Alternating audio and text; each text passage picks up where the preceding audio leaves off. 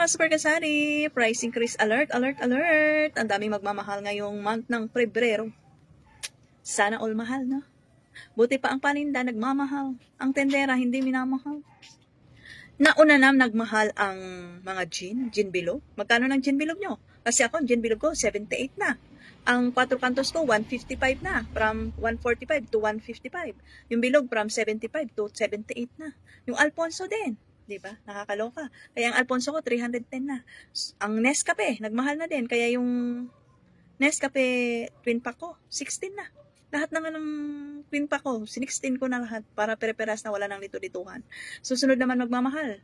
Ang ahente ko ng Rebisco, magmamahal daw ang Pajibar. Ang mga tops, kaya nagdagdag na ako ng order. Pati ito si Pure Food, sumasabay din sa pagmamahal.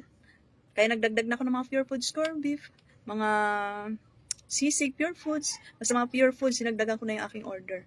Kaya pagdating nun, marami na naman kaming stocks, no? Para sa pagmamahal. So, paalala ko lang sa inyo, baka hindi nyo pa alam, siguro naman, alam nyo naman, kasi napapanood natin sa TV nga, na ang daming mga items, mga paninda na magmamahal ngayong buwan na ito. Pero ang bigas, yun ang good news naman sa bigas, medyo bumababa si bigas, no? Pero wag pa rin tayo magpangkampante, di ba?